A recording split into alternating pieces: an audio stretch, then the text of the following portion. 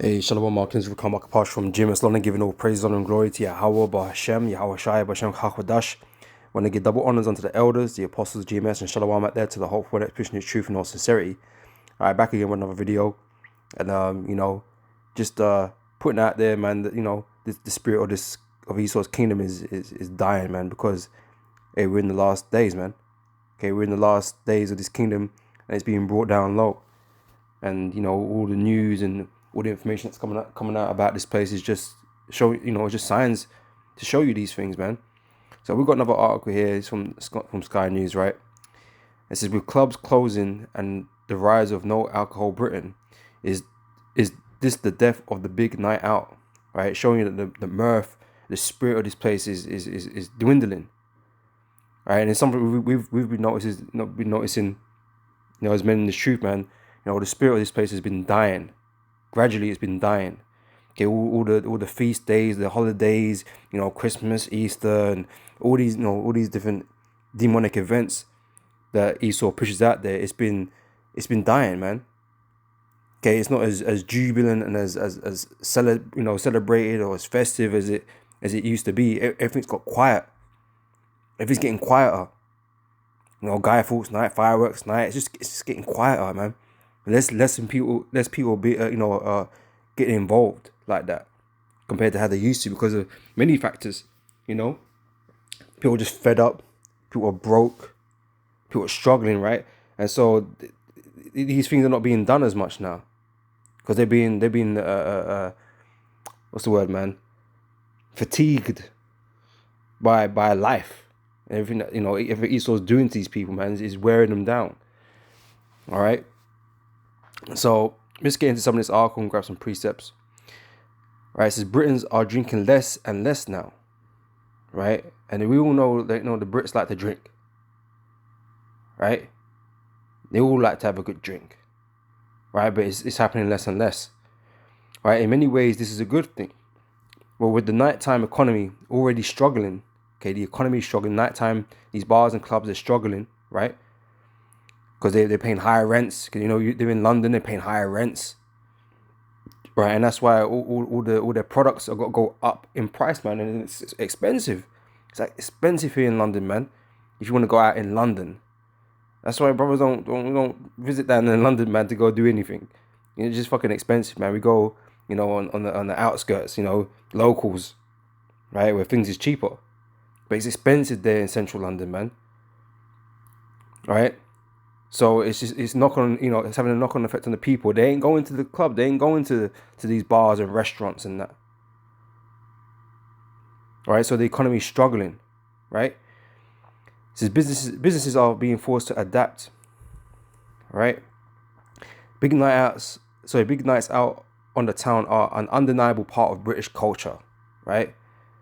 The fabric of the culture is being destroyed, man. So, but are they about to be consigned to the memories of those of us born before the turn of the century?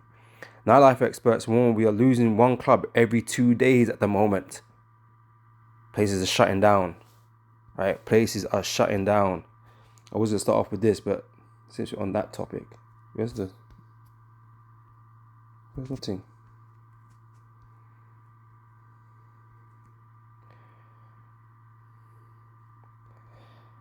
Right? Is Ecclesiastes chapter 12 verse 4.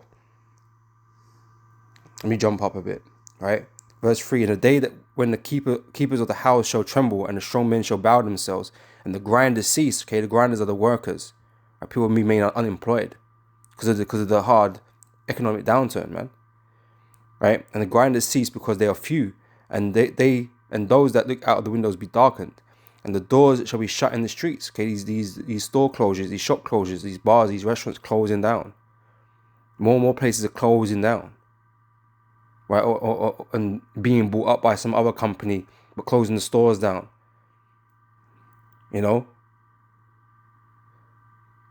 People being laid off, sacked. Right, contracts terminated. Right, pushing people further into poverty, man. All right.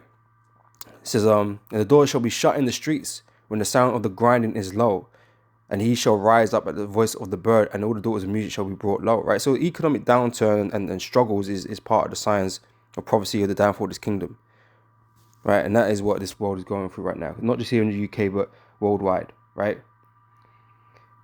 All right, so nightlife experts warn we're losing one club every 2 days at the moment. And if we stay on this trajectory, we will have none left by 2030. So what's that? 6 years' time. If this kingdom goes that far, which we hope that's not the case, but, by their own estimations, within 6 years, there'll be really no bars and things left, man.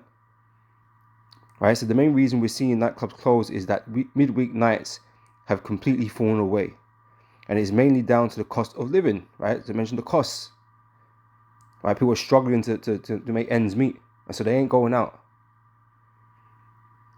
right? If anything, they'll go buy a bottle or whatever from the liquor store, man, from the off license, from the supermarket, get cheaper, and you just sit your ass at home and feel sorry for yourself, right? That's what these guys be doing, right? Especially, these Polish and, these immigrants that are working here, that they live in, 4, 5, 6, 7 guys living in 1, 2-bedroom houses, right? They just, they buy their cans of lager and just sit on the street, man, and drinking, feeling sorry for themselves, Hey, but that's what it's like over here, That's what these people be doing, man. Right? So this is mainly down to the cost of living, says Sasha Lord, last time economy advisor for Greater Manchester. There was also the reason that was also the reason given by the owner of the UK's biggest club chain when it announced a slew of closures earlier this month. Recom, which owns popular brands like Prism and Attic, right, said it would be closing 17 venues because students hit by the cost of living crisis were cutting back on club nights, right? Their student fucking fees are crazy nowadays, right? I went to university for a little while, man, and back then the course for the year was $3,000 a year, right? These suckers are paying $9,000 a year, and the education ain't even that great, man. They were paying $9,000 through COVID, and they weren't even going to uni, man. Some fucking half-baked online lessons, and they were paying $9,000 a year for that. These men are in serious debt. Hold on 1 second.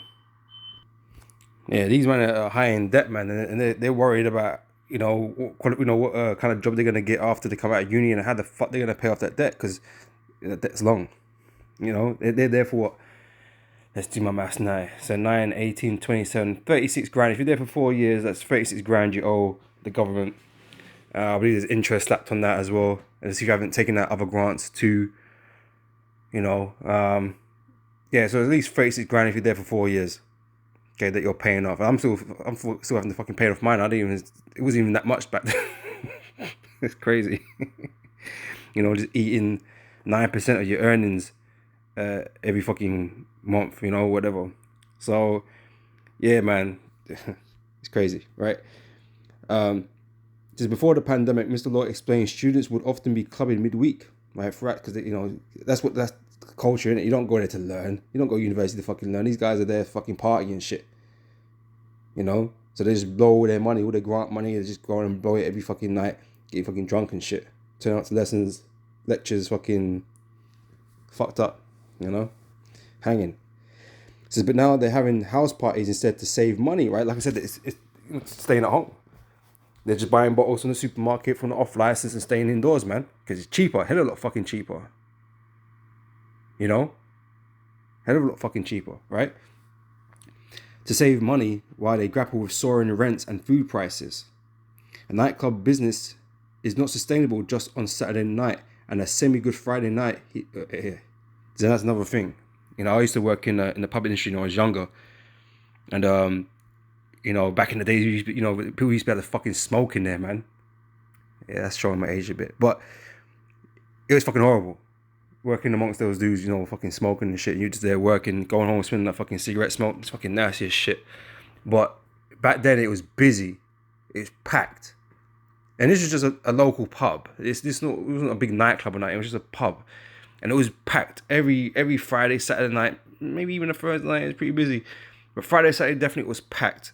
And you had to, you sandwich between people trying to get through people and shit. Now, no. It ain't nothing like that now.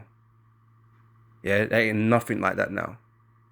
Okay, places are nowhere near as busy as they used to be. And, these businesses have had to, try to keep up with just by raising prices and shit, trying to get the business that they used to get back in the day. But it has to come to a point where these managers can't afford it no more.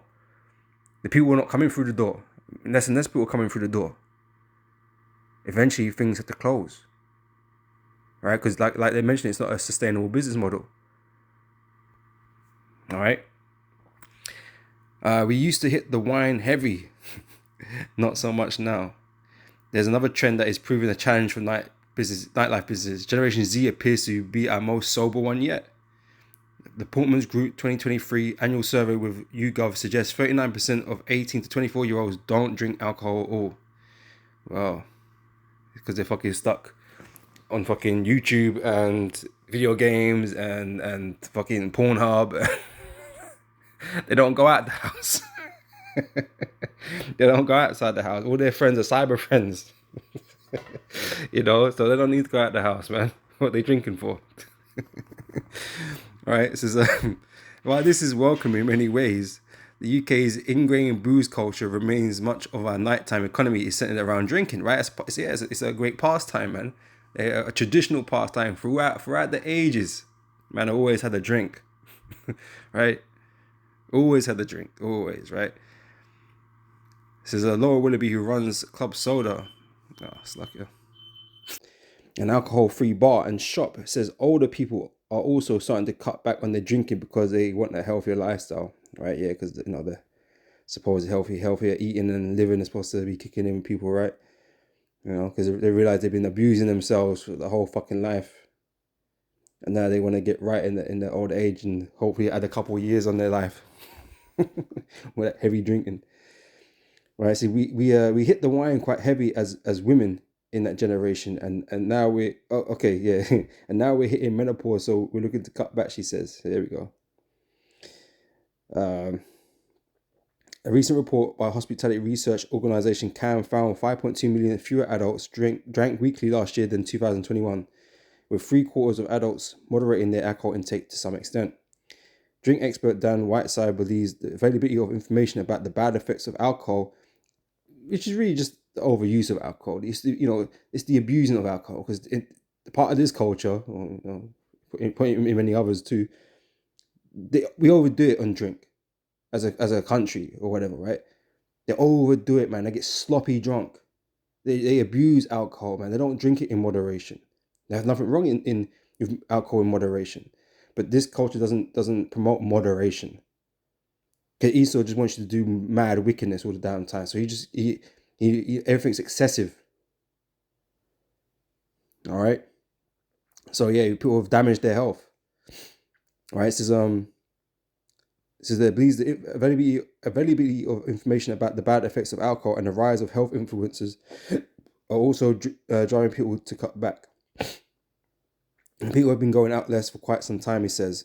Clubs will probably become a thing of the past. Yeah. Well, in your society, well, we're gonna have our wineries and places to go drink and stuff. Okay, you won't be drinking none. You won't be drinking no wine, right? So what about the good old British pub, right? Shifts in behavior are also hitting pubs and restaurants, right? See, you mentioned the restaurants too. Do you know I was going to mention that, right? It seems inconceivable that the British pub could suffer a similar fate to the nightclub, because pubs tend to be cheaper, but even they're getting affected, right? But experts say people drinking less and choosing to end their nights earlier are forcing many of these businesses to rethink their strategy. Nearly 400 pubs in England and Wales closed their doors for good in the first half of 2023, with many also blaming sky-high energy bills, soaring costs of ingredients, and difficulties hiring staff because it's a shit-paid job. Nobody really wants to work there. Yeah, you do that, to start off with, because you coming out of school or whatever, you get a job. Yeah, you might end up doing something like this, but it's not greatly paid, right? And it's a lot of hours, hard work, a lot of rushing around and things, dealing with assholes, But that's what bottom grade work is, It goes on to say, Liam Davey, head of bars at steakhouse chain Hawksmoor, says, I live in Hackney, or Londoner, right? Which is one of the most vibrant boroughs in London in terms of the late economy. The number of late night businesses that have shut down or are really struggling, it really speaks to people doing things a little bit earlier. So what will tempt customers back? For Carl Considine, the alternative choice is alcohol-free cocktail bars offers appears to be a huge success. Now, okay, that might tackle one side of things where people don't want to drink alcohol because it's bad for you. That might tackle one side of things, but when you go to if you go to a bar, right, and you go to the alcohol-free section, you got the was it virgin cocktails or whatever they call them, right? They're not much cheaper than the regular fucking cocktails, man. The alcohol-free beer. It's not that much cheaper than the regular beer. So the cost is still going to be an issue. Cost is still going to be an issue. Your rent is still going to be an issue. You can't change your rent. Your rent ain't going fucking down. Your mortgage or whatever, whatever you buy to let, whatever, right? It ain't going down, right? So you're hoping that this angle is going to bring people in. But it doesn't change the fact that these men are in debt and that it's not cheap enough. All right, so it's wishful thinking, right?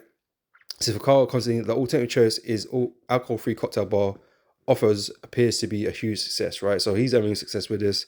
Good on you, mate. Ain't gonna last. Sorry to tell you that, right? Not really, right? So love from Franco, whatever, is in Manchester is regularly packed with people sipping cocktails and enjoy a fun night out. But the difference is everyone there is sober, right? I'm really clear on that we are a nighttime venue, not a daytime venue. We don't do coffee, drinks, or hot food. We do fruit juice, right? Which can be had any time during the day.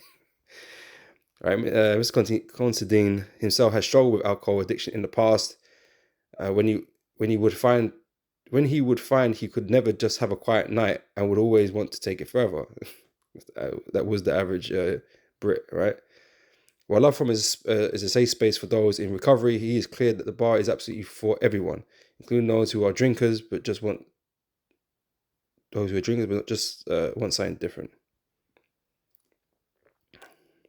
Will alcohol-free bars become more popular?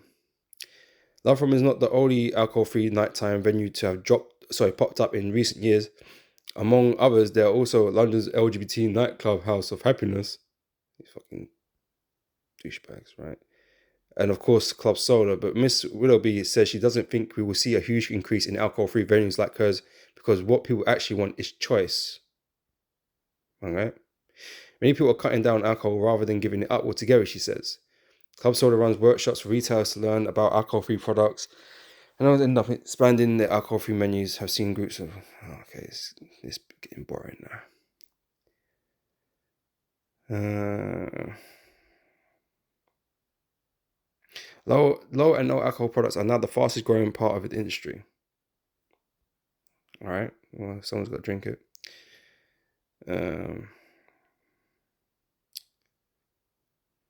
Big spikes in non-alcoholic drinks.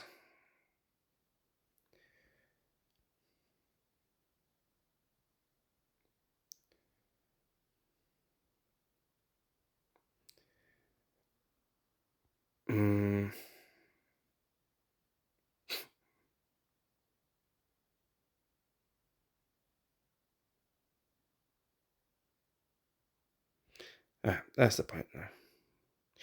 All right, so yeah, these places are struggling. Okay, and like I said, all this is just indicative of the decline of this kingdom. All right, so let's grab some scriptures, right? So we're going to start here in Isaiah 24.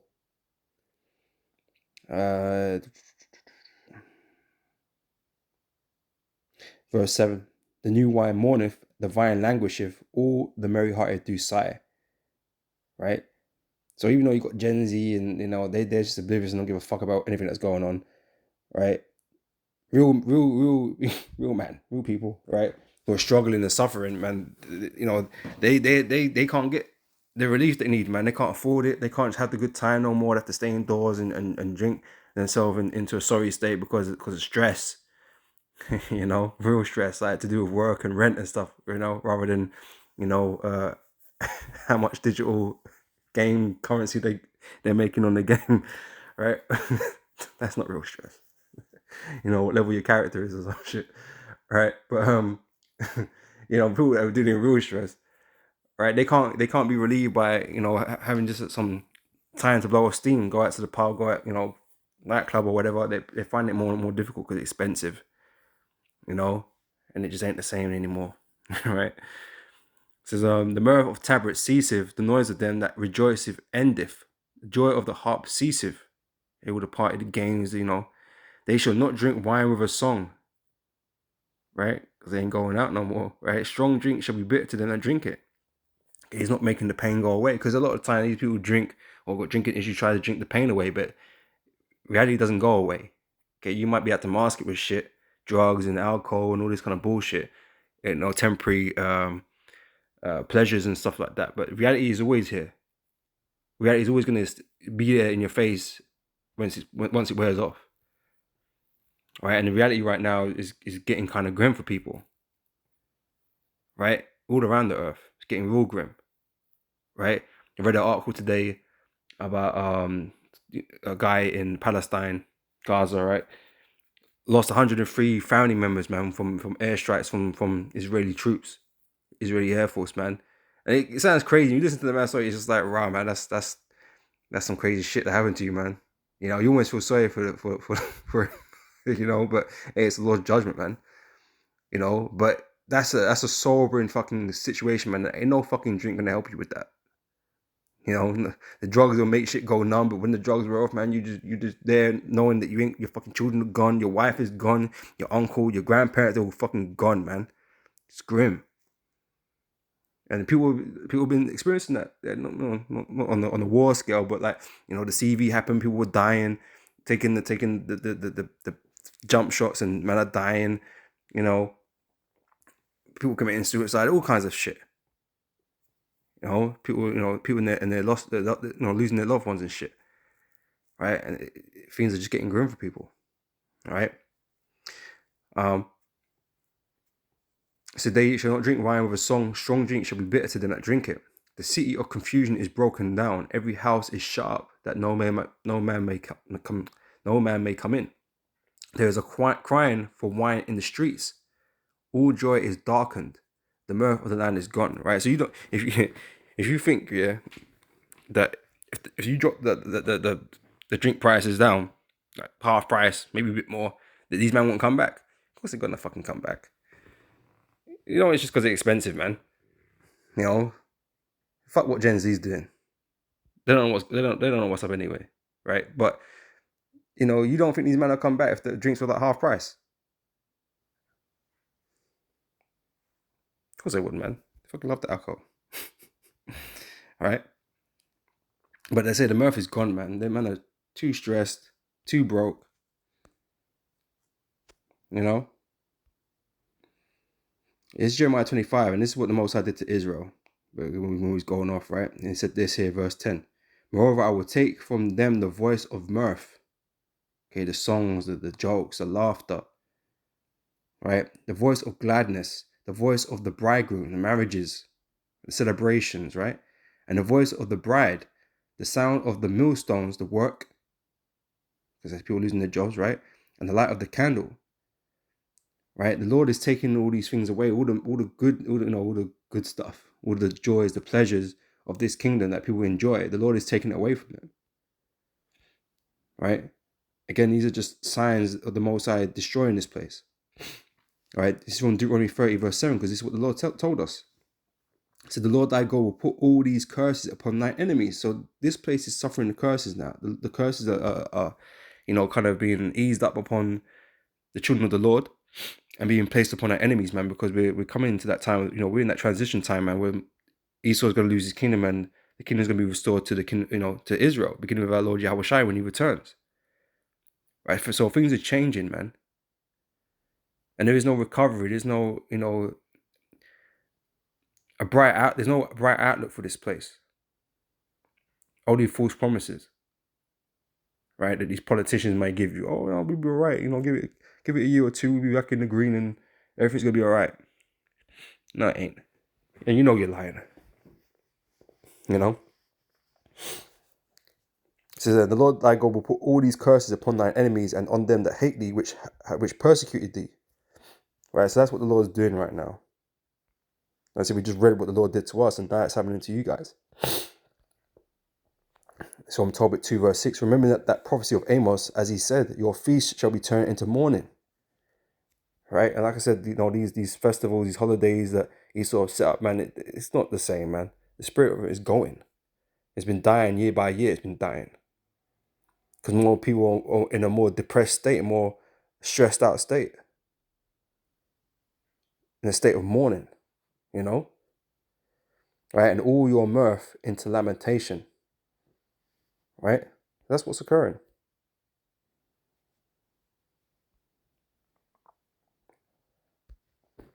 In Ezekiel 21 verse 10, let me jump up.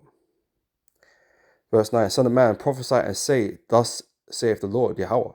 Say, a sword is sharpened and also furbished. It is sharpened to make a sword slaughter. It is furbished that it may glitter. Should we then make mirth? This isn't the time of mirth, man. There's so much shit going on in the earth, man. Okay, this is not the time to be partying and bullshit anyway. But this is what's happening. The Lord is taking away from you. And as I say, you still got people going out. It's not that I'm saying that it's fucking like a ghost town, but it's fucking a lot quieter than it used to be. Right? But you still got guys that can still afford it going out, or those that just don't care, or those that just don't, you know, put themselves in debt. You got those out there that go on that partying still. Right? But you got guys that they just can't do it no more, man. Just can't do it no more. And that's why it's quieter. You know, but you can still have those out there, right? Making mirth and thinking like life's a game and life's a joke. You know, these Gen Zers just, you know, whatever. You know, just going out and partying and bullshitting. They might not be getting drunk, these Gen Zs apparently, because these are apparently a sober generation apparently. But they're still going out and partying and bullshitting. You know? It's not going to change nothing for them. Right? Because this time that we're coming in is evil. Time of trouble's coming. Alright? So should we then make mirth and contend with the rod of my son as every tree? And he have given it to be furbished that it may be handled. This sword is sharpened and is furbished to give into the hand of the slayer. Right? Death and destruction is coming upon this place soon, man. Alright? It's Joel 14 and 5 says, seeing these days are determined. Whose days? Esau's days. Esau's kingdom. There's a time limit. You know? Like the fusion, man. The fusion dance, man, has a time limit. Right? You fuse your powers together and you have a limited amount of time to use the extra power you got to defeat the enemy. Well, Esau got a limited amount of time for his kingdom to rule. Right? And it's just, when the Lord turns up, he's going to cut him asunder, man. Just separate him from power, right? And put him in the dirt. Put him in the dirt, man. Right? And that will be the end of Esau in his kingdom. Right? So his days are determined. The Most High already knows, already decided how long that was going to be. And so we're just waiting to see how long that is. Right? But the signs are there for us to see, you know, roughly how long he's got to show you that we're at the end. Right? Seeing his days are determined, the number of his months are with thee. Thou hast appointed his bounds that he cannot pass. Right? He cannot pass them. He cannot lengthen his rulership.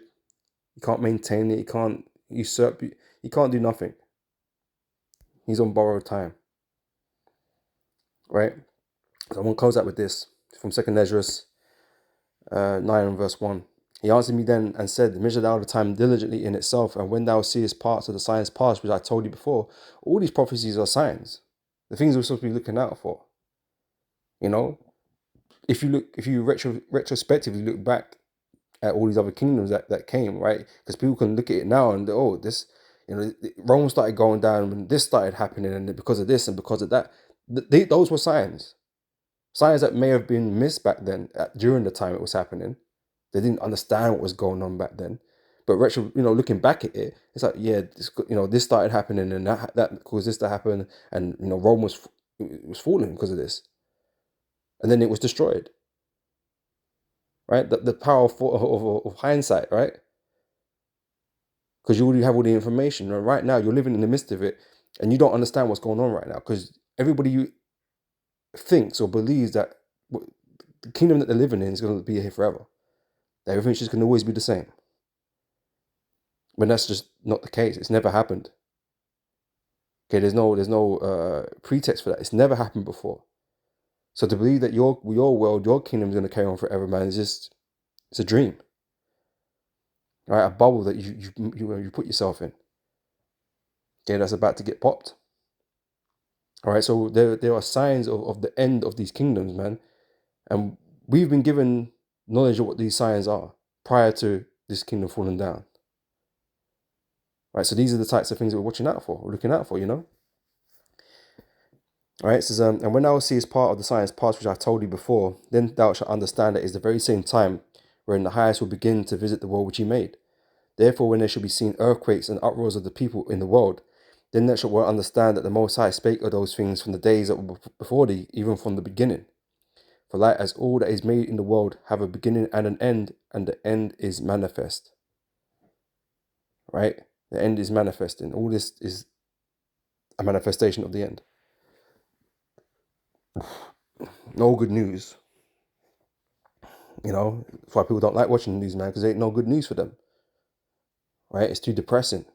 They want to escape. They don't want to know what the bad shit is happening. That's why most people don't know what's going on.